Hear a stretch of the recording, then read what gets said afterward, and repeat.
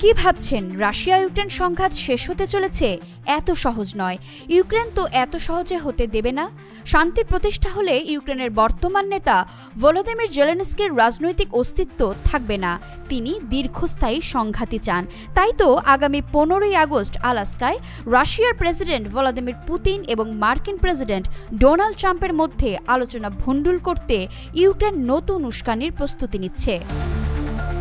Russia জানিয়েছে ইউক্রেনের সেই পরিকল্পনার মধ্যে রয়েছে একটি সম্মুখ সারির শহর আক্রমণ পরিচালনা করা, কিন্তু রাশিয়ান বাহিনীর উপর দোষ চাপানো। এভাবে তারা আন্তর্জাতিক সংবাদ মাধ্যমগুলোতে একটি ক্ষতিকর আখ্যান ছড়াতে চায়।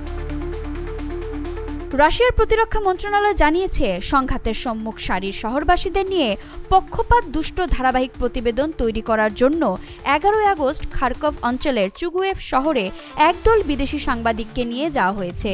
ইউক্রেনীয় সেনাবাহিনী চুগুয়েভের ঘনবসতিপূর্ণ আবাসিক এলাকা বা হাসপাতালে ড্রোন এবং ক্ষেপণাস্ত্র ব্যবহার করে একটি উস্কানিমূলক হামলার পরিকল্পনা করছে। ওই পশ্চিমা সাংবাদিকরা সেগুলো সঙ্গে সঙ্গে রেকর্ড করে প্রতিবেদন বানাবে।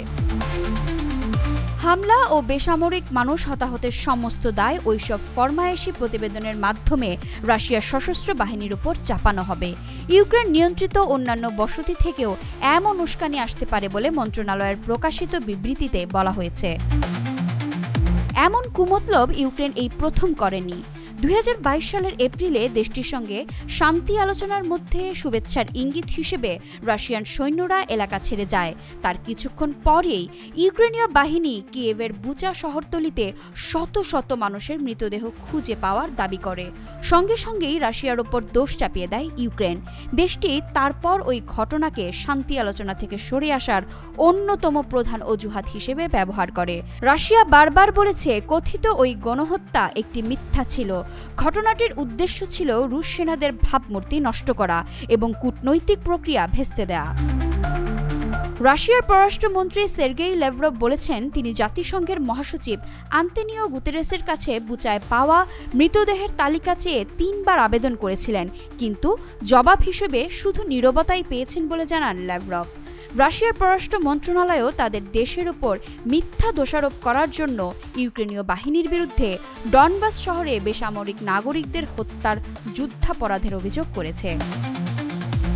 ওই ঘটনা নিয়ে রুশ পররাষ্ট্র মন্ত্রণালয়ের কাছ থেকে অবাককর তথ্য জানা যায়। প্রত্যক্ষদর্শীরা দাবি করেছেন অভিযুক্ত পোলিশ নাগরিক সহ ভাড়াটে সেনারা রাশিয়ার ডোনেটস্ক গণপ্রজাতন্ত্রের সেলিডোভাতে কয়েক ডজন হত্যাকাণ্ড ঘটিয়েছে। অক্টোবরের শেষের দিকে রাশিয়ান সেনারা অঞ্চলটির দিকে অগ্রসর হলে ইউক্রেনের ওই ভাড়াটে সেনারা পিছু হটে।